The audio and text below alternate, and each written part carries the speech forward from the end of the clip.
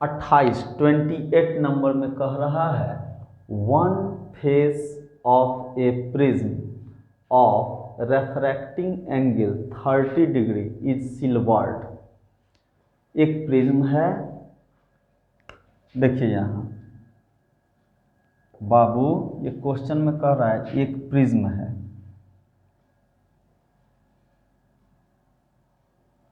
इस प्रिज्म का एक सरफेस कलई कर दिया गया, सिल्वर्ड है, ये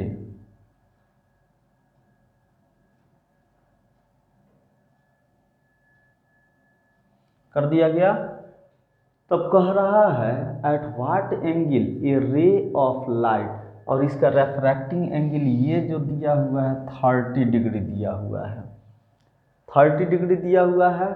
अब कह रहा है एक सरफेस जो है वह सिल्वर्ड है, एंगल ऑफ रेफ्रैक्शन जो है रेफ्रैक्टिंग एंगल 30 डिग्री है। कह रहा है at what angle a ray of light should fall on the unsilvered face so that the ray finally retraces its path, the refractive index of the material of the prism is √2। बाबू कह रहा है कि जिस पथ पर आ रही है उसी पथ पर वापस चली जा रही है। रिट्रेसेस का मतलब क्या हुआ, जिस तरह से आ रही है उसी तरह से वापस जाना है इसको। तो यह तभी संभव है जब वह 90 डिग्री पर इंसिडेंट हो।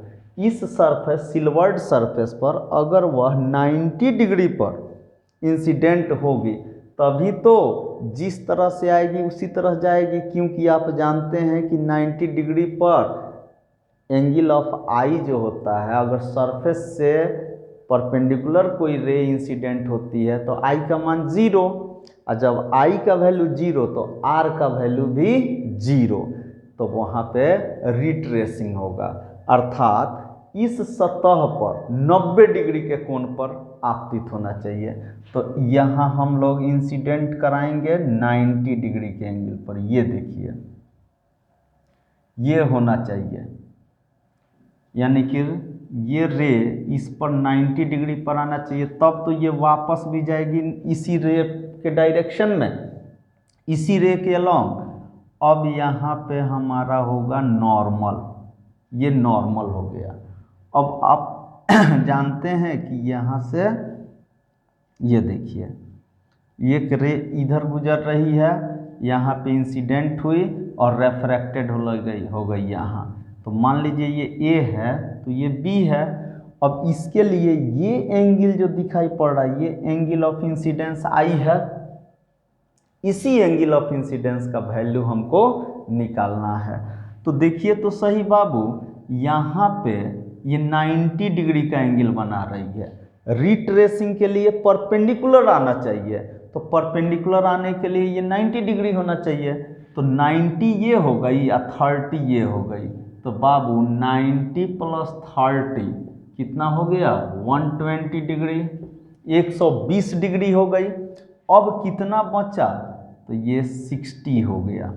ये एंगल क्या होना चाहिए 60, तो बाबू ये अगर 60 है तो ये कितना होना चाहिए 30, यानी कि ये R होता है, ये I है तो ये R कितना होना चाहिए 30 होना चाहिए, IR। अब ये अगर इसका रेफ्रैक्टिव इंडेक्स μ2 है और ये μ2 का वैल्यू क्या दिया हुआ है √2, ईयर का है तो μ1 का वैल्यू क्या हो जाएगा 1। ईयर के लिए रेफ्रैक्टिव इंडेक्स कितना होता है 1, और ये मटेरियल ऑफ द प्रिज्म जो है वह √2 दिया हुआ है। अब हमको निकालनी है इस आई का वैल्यू, तो फ्रॉम, अब तो हम निकाल सकते हैं फ्रॉम स्नेल्स लॉ, स्नेल के नियम से क्या कहता है μ1 sin I बराबर μ2 sin R, μ1 sin I बराबर μ2 sin R।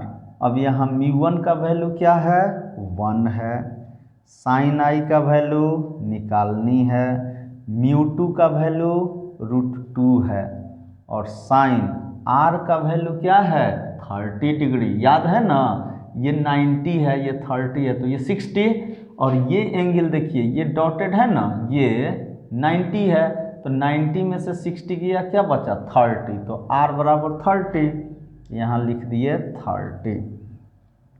तो बाबू साइन आई बराबर क्या हो जाएगी √2 और साइन 30 का वैल्यू 1/2।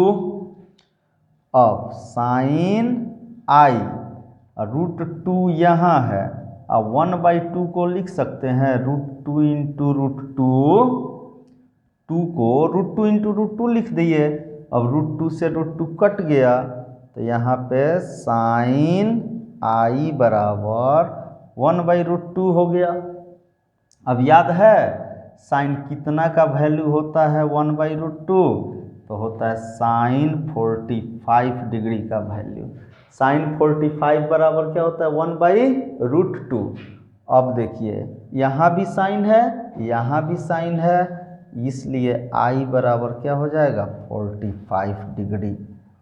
यही हमारा क्या हो जाएगा आंसर, यानी कि यहाँ पे एंगल जो ऑफ इंसिडेंस है वह होना चाहिए 45 डिग्री। Clear, 45 degree. क्लियरली देखिए एक बार फिर, ये 30 डिग्री है, ये 90 डिग्री है, ये 60 डिग्री है, तो ये 30 डिग्री होगी। अब μ1 साइन आई बराबर μ2 साइन आर। μ1 का वैल्यू 1 है, μ2 का वैल्यू √3 है, साइन 30 का वैल्यू 1/2 है। निकालना क्या है साइन आई।